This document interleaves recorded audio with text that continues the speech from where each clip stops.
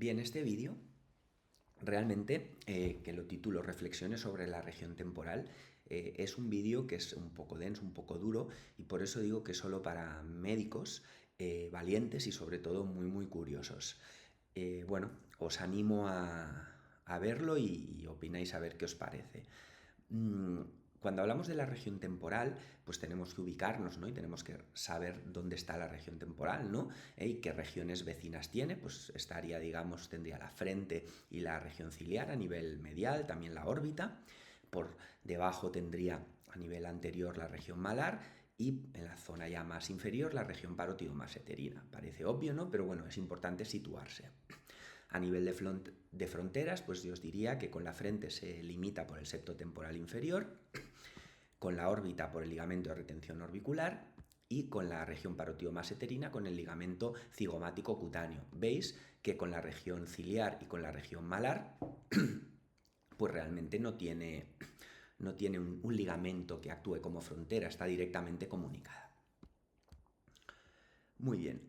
Además, la región temporal la podemos dividir en dos subregiones, la región temporal superior y la región temporal inferior. Y lo que nos divide estas dos subregiones es el septo temporal inferior. Muy bien, si nos vamos a la región temporal superior, y queremos mirar la anatomía laminar, o sea, todo lo que está por encima del septo temporal superior, pues veremos que podemos hablar de unas 5 capas, hay de unas 7 capas. Tendríamos la piel, por debajo la grasa superficial, por debajo la fascia temporal superficial.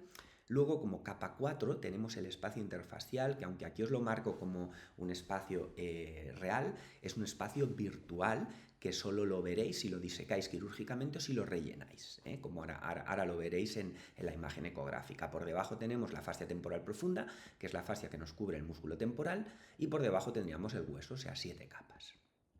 Aquí en la ecografía vemos cómo tenemos la piel, la grasa superficial por debajo de la piel, la fascia temporal superficial, veis cómo dentro de la fascia temporal superficial corre la arteria temporal superficial, y por debajo de esta fascia temporal superficial ya veríamos la fascia temporal profunda. Y realmente, entre las dos, aunque aquí como no están rellenadas ni separadas, pues hay un espacio virtual que es este espacio interfascial. Y es un espacio, ¿por qué decimos que es un espacio? Pues porque es un espacio que es fácil de rellenar, porque permite que se deslice la fascia temporal superficial respecto a la fascia temporal profunda, es muy fácilmente disecable quirúrgicamente y es fácilmente rellenable porque no está adherida, la fascia temporal superficial no está adherida a la fascia temporal profunda. Por eso hablamos de un espacio virtual. Por debajo tendríamos el músculo temporal, como vemos aquí, y por debajo, esto de aquí es el hueso temporal. Bien. En la región temporal superior la cosa es bastante sencilla. El problema es cuando ya nos vamos a la región temporal inferior. Y aquí, y esto que os estoy planteando es bastante novedoso, es una manera completamente diferente de mirarlo, pero me parece que es más correcta que la forma clásica en que lo hemos mirado hasta ahora. Bueno, pues aquí podemos hablar de 6 capas, cuando habíamos hablado entre 10 y 13 capas, dependiendo de cómo hacíamos la clasificación, pero mirándolo de esta manera, yo no sé si es más fácil o más difícil, pero yo lo simplificaría a solo 6 capas, ¿de acuerdo? Tendríamos la piel, tendríamos por debajo la grasa superficial, luego nos encontraríamos como una serie de láminas que no deja de ser láminas de retinácula cutis profunda con una disposición horizontal, y entre estas láminas vemos infiltrada grasa con mayor o menor densidad, ¿de acuerdo? Y a esto, estos autores, Minelli, Van der Leey y Mendelssohn, le vienen a llamar fascia temporal profunda, ¿de acuerdo? Por debajo de lo que sería esta fascia temporal profunda, que es conceptualmente completamente diferente a lo que llamábamos fascia temporal profunda en la región temporal superior, que es una fascia claramente visible. Cuando tú disecas ves una fascia que está cubriendo el músculo temporal y es una fascia blanquinosa claramente distinguible. En cambio, en la región temporal inferior esto no es tan claro, y de hecho el músculo temporal normalmente no está directamente cubierto por una fascia, sino que hay como una grasa que no es más que la extensión temporal de la grasa de Bichat, que viene del espacio masticatorio y sube hasta la región temporal, ¿de acuerdo? Que sería la lámina 4. Por debajo tendríamos el músculo temporal y por debajo tendríamos el hueso temporal. Bien, ya sé que esto es un poco lío, pero bueno, ahora voy a intentar hacer la analogía con cómo lo describíamos hasta ahora, ¿vale? Bien, esto sería la región temporal inferior. Para que os situéis un poco, tenéis el septo temporal inferior, el ligamento cigomático cutáneo, el arco cigomático y la apófisis coronoides de la mandíbula, ¿de acuerdo? Esto sería, bueno, pues sería como si yo estuviera así girado de lado, no, bueno, no al revés, así, y iríamos desde el arco cigomático aquí, luego nos encontraríamos el septo temporal inferior, que sería esto, y si siguiéramos ya hacia arriba, esto sería la región temporal superior, y si siguiéramos hacia aquí, nos encontraríamos el septo temporal superior y la frente. No sé si os situáis, yo creo que sí, ¿vale? Bueno, pues aquí lo que nosotros llamamos fascia temporal profunda es lo que se venía a llamar hasta ahora, pues la suma de estas diferentes capas, ¿vale? La fascia temporal superficial, que la hemos descrito en la región temporal superficial, pero aquí realmente cuando tú disecas, tal y como es muy fácil de distinguirla en la región temporal superior, aquí cuesta mucho más de distinguir. Y luego por debajo, pues nos encontraríamos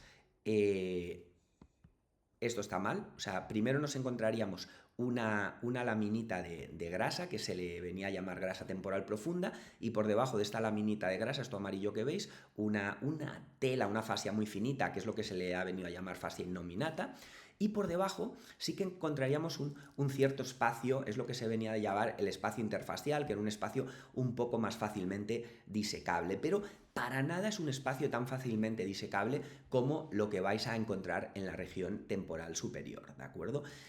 Por debajo de este espacio se decía que encontrábamos lo que era la lámina superficial de la fascia temporal profunda, por debajo de esta lámina encontrábamos lo que es el compartimento temporal superficial, por debajo de este compartimento nos encontrábamos la lámina profunda de la fascia temporal profunda y bueno, y luego ya sí que nos íbamos y nos encontrábamos como en esta nueva otra clasificación, la extensión temporal de la grasa de Bichat, el músculo temporal y el hueso, ¿vale? La puntualización, que esto está mal, ¿de acuerdo? O sea, la fascia innominata venía por debajo de la grasa temporal profunda, o sea, esto es fascia temporal superficial, grasa temporal profunda, fascia innominata, espacio interfacial. Bueno, pues todas estas láminas de aquí hasta aquí es lo que Minelli, Van der Leyen y Mendelssohn vienen a llamar el concepto de fascia temporal profunda, que a mí me gusta más llamarlo como el hojaldre, ¿de acuerdo?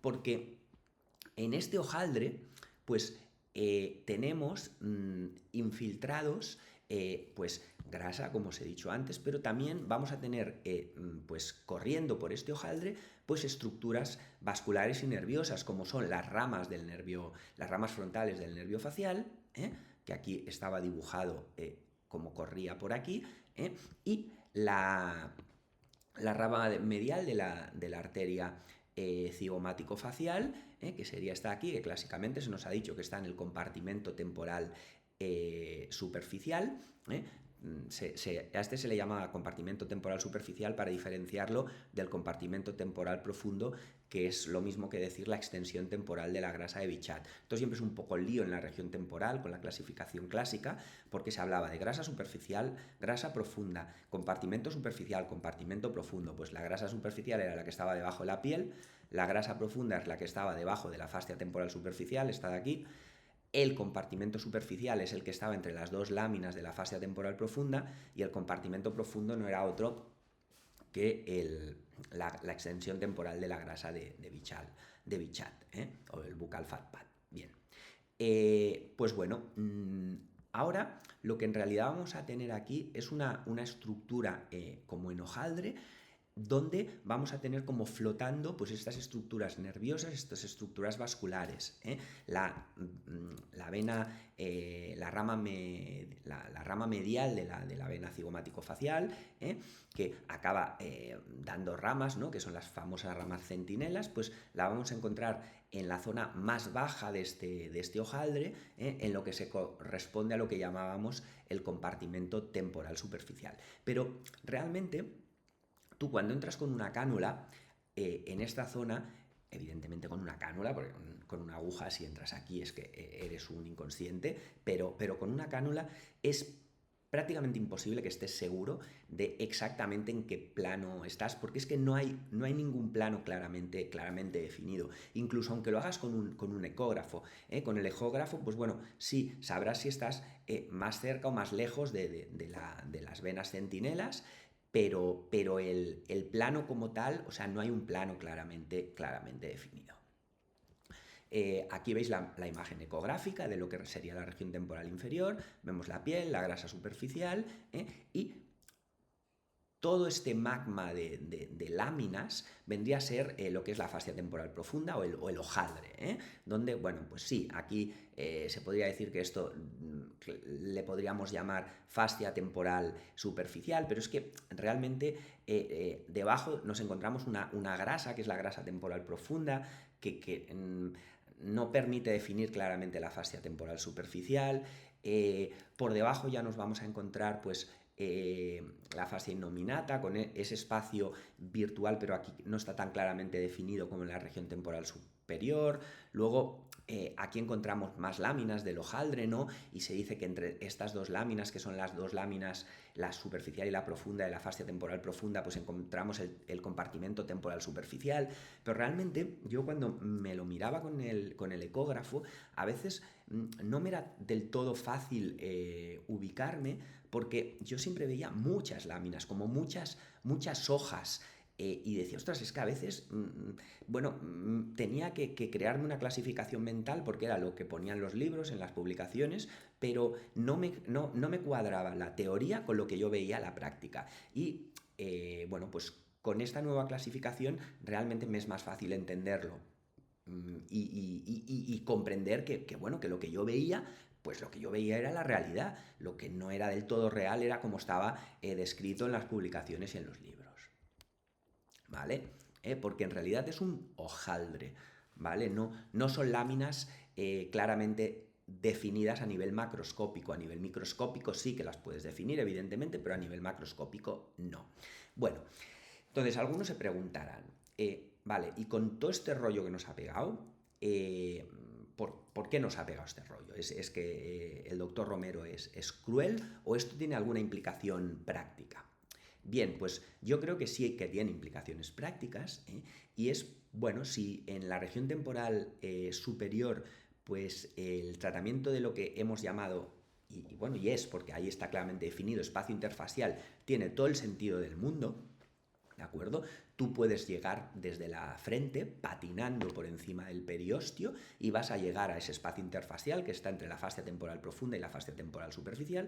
¿Por qué? Pues porque el periostio de la frente se continúa con la fascia temporal profunda. Por lo tanto, si tú entras con tu cánula, te metes debajo del músculo frontal, patinas por encima del periostio, atravieses el septo temporal superior, es que no hay otra. Vas a parar al espacio interfacial, ¿de acuerdo? No te vas a equivocar. Como veis aquí, ¿de acuerdo? La cánula ha entrado, ha atravesado el músculo frontal en la frente, se ha apoyado en el periostio, la deslizo por encima del periostio, atravieso el septo temporal superior y voy a parar al espacio interfacial de la región superior, no hay lugar a dudas. El problema es cuando llegamos a la región temporal inferior, ¿de acuerdo? Hagas el abordaje desde la región ciliar, desde la región malar, o desde el arco cigomático, como lo hace la mayoría de la gente, no va a ser tan fácil llegar a un plano claramente definido, ¿vale? Yo, la entrada, digamos, desde cuero cabelludo, desde la región superior y posterior, para tratar el espacio interfacial inferior no lo aconsejo. Pienso que es válida para trabajar el espacio interfacial superior, aunque pienso que la única manera de no equivocarte y asegurarte que estás en el plano correcto es desde la frente, pero para llegar al espacio interfacial inferior pienso que los abordajes más lógicos serían estos tres y en mi opinión es uno que ahora os explicaré. Bien, claro, cuando tú llegas a esta zona, ya sea desde la región malar, desde el arco cigomático, desde la región ciliar, no vas a llegar a un espacio interfacial claramente definido entre una fascia temporal superficial y una fascia temporal profunda, ¿de acuerdo? Vas a acabar metiéndote en este hojaldre, ¿eh? No es más que un hojaldre bueno, pues a veces entrarás un poco más superficial en el hojaldre, a veces un poquito más profundo en el hojaldre, pero irás a parar a un hojaldre donde hay estructuras vasculonerviosas. Y por mucho que utilices ecografía y hagas ecografía durante el procedimiento, vas a tener que tener mucho cuidado porque en realidad vas a estar moviendo tu cánula entre estas estructuras, ¿de acuerdo? Entonces, la pregunta que os haréis es, bueno, ya, pero tengo claro que el espacio interfacial superior lo puedo trabajar, pero ¿puedo tratar el espacio interfacial inferior o ese hojaldre del que me estás hablando para dar volumen a la región temporal inferior?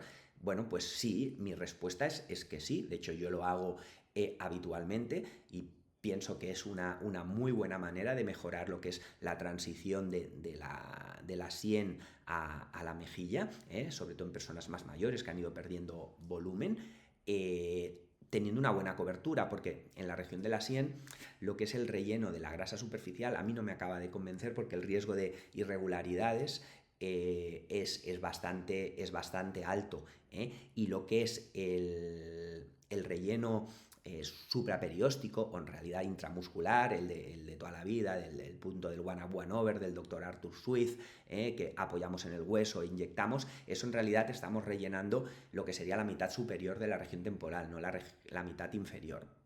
Pues bueno, la región interfacial inferior, desde luego que se puede tratar, sin duda alguna. Yo os aconsejaría que el abordaje a realizar, por lo menos para mí, con diferencia es el más fácil de todos, es aprovechar que la región malar está directamente comunicada con ese hojaldre, siempre y cuando vayáis con vuestra cánula por debajo del músculo orbicular. Si vosotros, o sea, desde el SUF, si vosotros metéis vuestra cánula desde la región malar, o lo que yo hago, yo entro en la mejilla con una entrada, una sola entrada en la mejilla, con una cánula de 22 Gs y 70 milímetros, puedo trabajar prácticamente todo. Me voy al espacio piriforme profundo, me voy al espacio premaxilar, me voy a la grasa profunda medial y lateral de la mejilla, me voy a lo que sería la grasa preperióstica malar o el SUF, llamadlo como queráis, aunque bueno, realmente son cosas diferentes, pero lo que es la grasita que tenemos en la zona malar debajo del orbicular, ¿de acuerdo? Y esta zona, como veis, a través del túnel temporal, está directamente comunicada, sin ningún ligamento de por medio, con lo que sería el hojaldre de la región temporal inferior, ¿de acuerdo? Pues con un abordaje desde la mejilla y una cánula de 22 Gs y 70 milímetros podéis llegar muy fácilmente. Tenéis que aseguraros de que la cánula está debajo del músculo orbicular, o sea, en el SUF, no vayáis muy superficiales, porque si vais muy superficiales, el problema es que, bueno, pues rellenaréis la grasa temporal superficial y podréis generar ciertas irregularidades, ¿de acuerdo? Bueno, ya para acabar y así un poco resumiendo, os diría que en la región temporal superior, por debajo de la grasa superficial, las láminas anatómicas están claramente definidas. En cambio, en la región temporal inferior, por debajo de la grasa superficial, lo que tenemos es este hojaldre de láminas finas de retinácula cutis profunda con grasa infiltrada entre ellas, que va desde donde acaba la grasa superficial hasta la extensión temporal de la grasa de Bichat, y por debajo ya tenemos el músculo temporal y el hueso temporal. Bueno, Este concepto de hojaldre yo pienso que ayuda a entenderlo todo y hace que todo sea más fácil, y tenemos que entender que cuando estemos tratando esta zona estaremos pues navegando entre estas laminillas del hojaldre con nuestra cánula de 22 Gs. No aconsejo utilizar cánulas más finas porque el riesgo de, pues eso, al moverlo, pues desgarrar alguna venita centinela y producir un hematoma importante. Y bueno, trabajes con la cánula que trabajes, pero siempre tienes que moverte de una manera súper delicada, porque si te mueves de una manera súper delicada vas a notar que estás tocando algo, entonces vas a rotar un poco la cánula, vas a rectificar y te vas a poder ir moviendo por la zona sin traccionar tejidos, porque recordad que aquí tenemos las ramas frontales del nervio facial, que si las traccionamos, pues podemos es improbable, tendrías que ser muy bruto para romperlas, ¿no? Pero puedes traccionar de ellas produciendo una parálisis facial transitoria por una neuroapraxia. Por lo tanto, tenemos que ser súper delicados cuando nos movemos entre las láminas del hojaldre. Si somos delicados y utilizamos las herramientas adecuadas, yo pienso que es una zona anatómica perfecta para dar volumen, con muy buena cobertura y con un perfil de seguridad en buenas manos muy alto. Bueno, os agradezco vuestra atención. Sé que este vídeo ha sido un vídeo, bueno, con una dureza claramente por encima de la media, pero yo pienso que es la única manera de entender lo que notamos, lo que percibimos cuando movemos nuestra cánula en esta zona. Si no lo vemos así, pues bueno, estaremos pensando que los planos que no sabemos de memoria de los libros y de la teoría, pues no los estamos reconociendo. Claro, es que no están como nos han explicado.